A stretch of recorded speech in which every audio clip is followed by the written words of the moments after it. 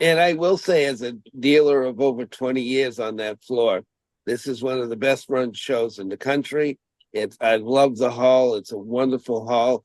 I've also had the pleasure of dancing in that hall with live Whoa. music, which was one of my goals. And kind of that would have been on my bucket list to have Yeah. done that. Good, And good. it's a great facility, great time, and the people in Florida really turn out for this. They do. And we've been getting more young people, Yeah, and that is very positive. And but you see people that you've seen for years. yeah. Uh, and you see dealers that you've seen for years. And so it's really kind of a family reunion kind of atmosphere in a lot of ways.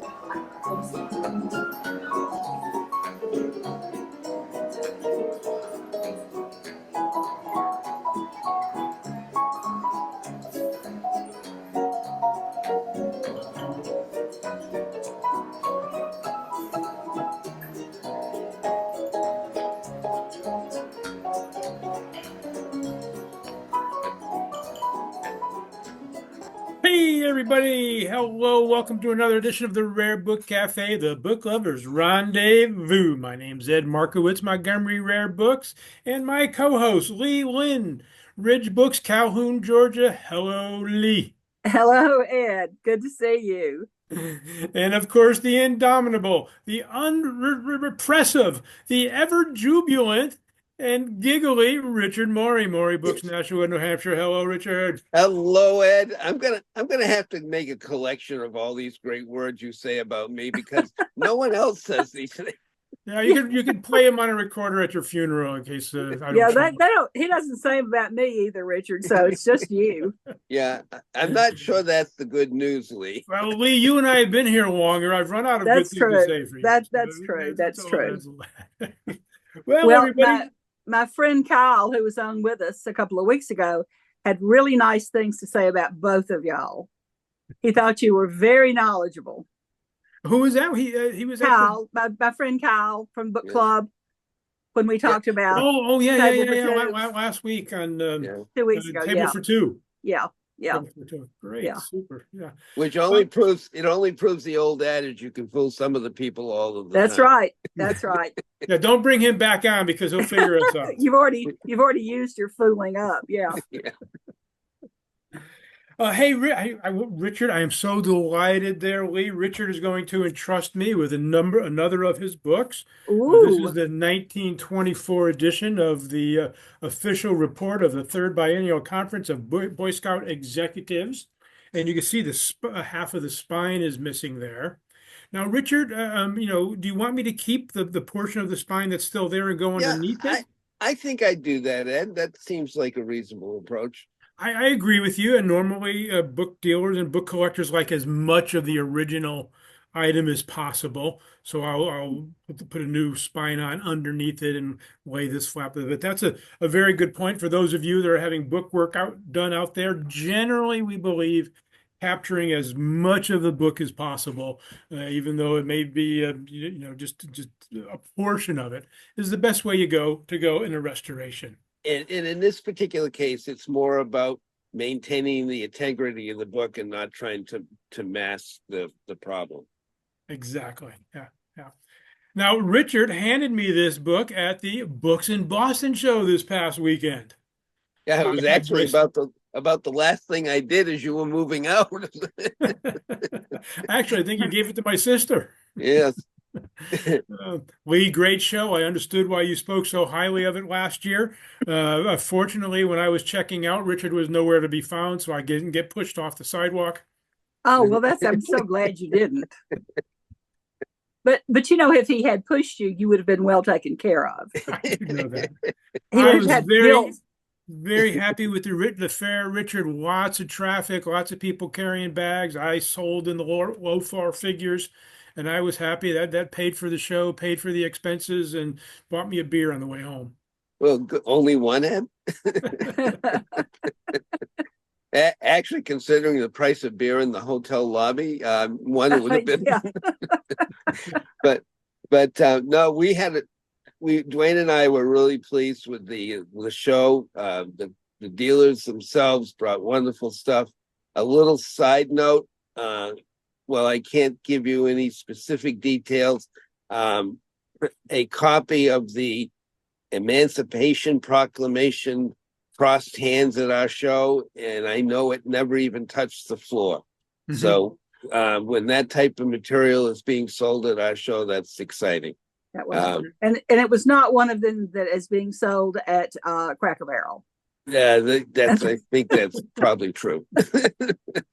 Well, I have to say that right across the street from us was the ABAA show, which had well over 100 dealers present, I think, and every single one of them with lit bookcases and lit showcases. And I, of course, walked their show as well. But 8 o'clock on Saturday morning, they were standing tall at attention to come on into your show, Richard. They were, and it's exciting to have them. We were always pleased that the ABA dealers come to our show. We were a little fortunate this year. Many of them were housed at the Hilton itself this year, so that made it real convenient. And we even took time to give them a free breakfast this year. Oh, the breakfast was good. Oh, well, you should have been there just for the breakfast. Oh, I know, I know. They had real eggs. And I thought about y'all all fruit and weekend. coffee I and really Danish and did. pastries and someone to come by and pick your empty plate up off the table. I mean, it was fabulous. Yeah. Yeah. Well, I thought about you all weekend, and I really missed it. But Well, we'll be back. You were missed, and We'll be have back. a space for you next year. I know. Well, and I've always said about the book community, it's so collegial. Richard put me 2 booths away. I wanted to promote some of my bookbinding skills, Lee, just so I could see if we could. Two booths away from me was a young lady from the Bronx, Failwin. Binding. Yeah, we met her last year. Oh, she was fabulous. I was so embarrassed to be on the same planet with her. But you know what? She was so nice. She shared with me some tips and tricks. And the book binding business is just as collegial as the book trade. Well, that's good. Yeah, I met her last year. She really had done some interesting things. Yeah, really she's attractive only been work. in business for a few years herself. She only got into it during the pandemic when we didn't have anything else to do. Life changed for everybody. Yeah. Well, I actually do have a piece of breaking news announced first on Rare Book Cafe. Hold on a second. Hey, Richard, anything new going on? Yes, Ed. And guess what? We have next year's date all lined up. The hotel confirmed with me this morning that we are set to go, and the date will be November 8th, first Saturday. I guess actually it's the second Saturday in November. Second Saturday, yeah. The 8th will be the second, but it's basically the same weekend as this year, just a day different. Okay. And we are going to be ready to go already. Good for you, Richard. Right. Now you're on the hook for that contract. You better start signing people up. Yep. Now, I understand that also today we're going to talk a little bit about the upcoming Florida show.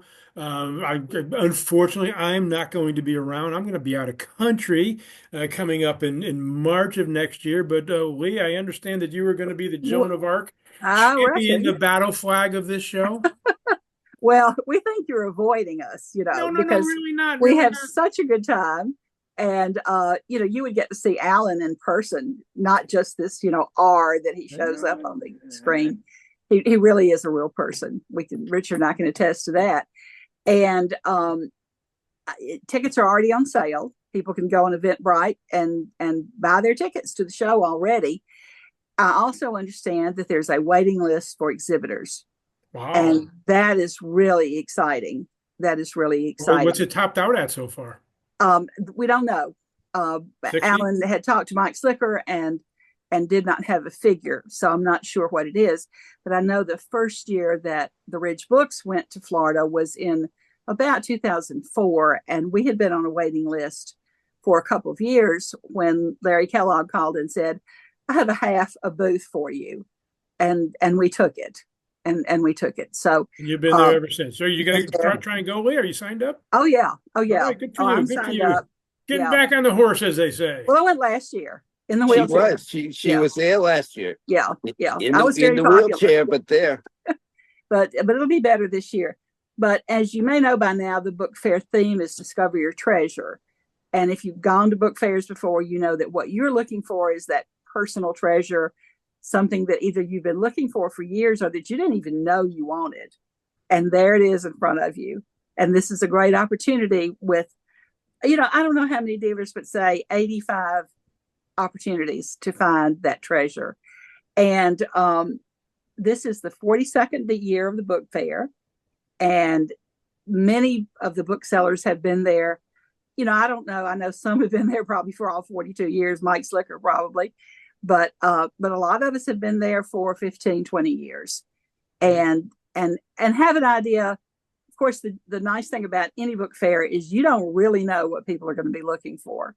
So you scratch your head and you look at your inventory and you think, well, I've never taken it anywhere, but somebody might want it this year, or I've hauled this thing around for years, but maybe if I reduce the price a little bit, this would be the time that it sells. I had so much fun at the fair with the customers. There are the people that are looking for something very specific, and they go to booth to booth to booth. Do you have Alice in Wonderland? Nope. On to the next booth. Do you have Alice in Wonderland? Yeah. Or they have this list that they've typed out. Then there are other people that they just flip through the pages of your ephemera, and one guy pulled out some poetry, a handwritten poem by Louis Untermeyer, a really class B poet from the early 1900s, and he was like, he had just found out, I can't believe this, an Untermeyer poem, and I go, yeah, great, you can have it 10% off. Right, yeah.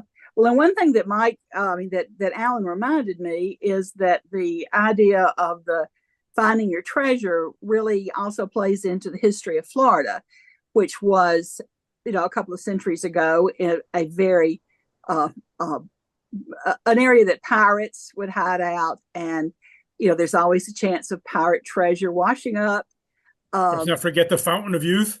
And the Fountain of Youth, and they still have of course the football team is the Buccaneers, and the Gasparilla celebration that celebrates the heritage, the pirate heritage of the state. So the idea of finding your treasure really ties into Florida history, and I think a lot of us will be looking for pirate material to take. Maybe we could draw our own pirate maps, and you think we could do a business. Now, Richard, you spend your winters in Florida. You're going to, after that show, head back north? I'm thinking already that the Buccaneers must have buried a book chest someplace in the state, don't you think? Well, I would think so. I think the humidity might have got to it by now. Well, I'm sure they wrapped it in plastic at the time. Oiled leather. Yeah, Alan has done a isn't that beautiful? Yeah, for the book fair. And the pirate sitting there, who I noticed has both of his legs, he is not a peg leg, is reading books, and he has a chest of books. And if he found it, maybe we can too. But that's the logo for the book fair, March the 1st and 2nd. It will just be Saturday and Sunday this year. So people need to not come on Friday night, but first thing Saturday. And did you say March 1st? Did you say March 1st and 2nd? March 1st and 2nd. I'm going to be in Venice for the Carnival. Oh, well, our world travelers. Days. Well, and then do it while I still can. And for those of you who've never been to the book fair, this is what it looks like. This is the Coliseum in St. Petersburg, which is a 1920s dance hall. Very deco. Art deco with vaulted ceiling and alcoves along each side. And Richard will be in one of those alcoves. I am in alcove number 1. Number 1. And this is what it looks like when we're all there. It's an exciting fair. You can see the whole thing, but you have to take time to do the whole thing. You need to spend a day with us. Well, actually, some of them spend all 2 days. Both yeah. days, yeah. Or 3 days back in the past. Yeah. There will be books. There'll be maps. There'll be all kinds of ephemera. There'll be posters. There'll be Games, bookbinders, old original games. games. That's right, because you always have games. There'll be postcards, some postcards. Our good friend Barbara Lowe, who specializes in Victorian ephemera, will be there with, all of her wonderful fancy Valentines and things like that. And we had, I don't know, we've always had music at some points, live music at some time. And then for exhibitors on Saturday night, there'll be a lovely reception upstairs with lots of shrimp and other goodies. So it's just a really fun weekend. And plus the opportunity, to go out to restaurants in St. Pete. If you're an exhibitor and you haven't made reservations for housing, you'd better do it now, because rates really go up in March, and so we have already booked an Airbnb at half the price of what I paid for a hotel last year. So that's good. But it's a great show. It's a lot of fun. Who's we? Your son and family? Just my son. The Montana one is coming. He'll be here middle of December. Oh. We'll work remotely from Calhoun until about the middle of March. Oh, great! Super. So he will be with me. And then Richard Gardner and I are going to try to work out some way for him to get to Boston with me next year. We're talking very seriously about it. Good. Oh, so, wonderful. Well, we have the date, so now you know what right. to work on. Yeah. What he can work on. Yeah. So we're working on it, but we're also going to be doing independently of Rare Book Cafe, but on the same platforms, some finding your treasures with other book dealers about treasures that they're bringing. And we want to try to emphasize really unusual things, maybe not really expensive, but things that you just don't find, everywhere. We'll keep our eyes open for that. Yeah. And I've already pulled out a few things that I'm going to feature. And so Alan and I are going to be working on that in the next few weeks as well. Because it's not long until March the 1st. No, it's not. How's the magazine coming? Don't ask me. You're asking the wrong person. I've asked that myself. And I will say, as a dealer of over 20 years on that floor, this is one of the best run shows in the country. I love the hall. It's a wonderful hall. I've also had the pleasure of dancing in that hall with live music, which was one of my goals. That would have been on my bucket list to have done that. Great. And it's a great facility, great time. And the people in Florida really turn out for this. They do. And we've been getting more young people. Yeah. And that is very positive. But you see people that you've seen for years. Yeah. And you see dealers that you've seen for years. And so it's really kind of a family reunion kind of atmosphere in a lot of ways. Yeah, it is. So lots of fun. So, and the dealers come from all over the country for this. And we've had them from all over the world. Yeah. Not too many, but I know that last year in Boston at the ABAA show, I talked to the folks from Montreal who used to come regularly to the Florida show. Yeah. And, a couple of years ago, we had these folks who were doing facsimiles of really, really old manuscripts. Do you remember them? What do you call them? They were down, I want to say they were from Spain, but I'm not sure. They were down there in the corner, back by the back door, but they had some really interesting things. But that was just even in March, you're definitely a snowbird from Canada, from Montreal. Right. Yeah. Oh, that's good. Yeah. All right, everybody. I think we're going to wrap it up here. This is book fairs past and present, ones to look forward to. And Richard, once again, you did a great job up there at Books in Boston last weekend. I'm not going to be here next week. I'm not sure there's going to be a show, but I think Alan's still got a couple in the can he can still release. And of course, if I'm not here, you guys will carry on. We carry on. We've done it before. Yes, you have. It's hard when you're not here. Of course, I'm really sorry that you have to suffer on these trips. That's Actually, I'm actually heading down to Florida to have a little mini reunion with some of my college friends, but I'll be thinking of you. Oh, I'm sure you will. Have a All drink. right, everybody. That's about it for this week's edition of the Rare Book Cafe, the Book Lovers Rendezvous, where you can find us on Facebook, YouTube, Instagram, or wherever good podcasts are given away for free. Richard Mori, Mori Books, and my co-host there, Lee Linn. Bye-bye, everybody. Bye-bye, Bye-bye. everybody.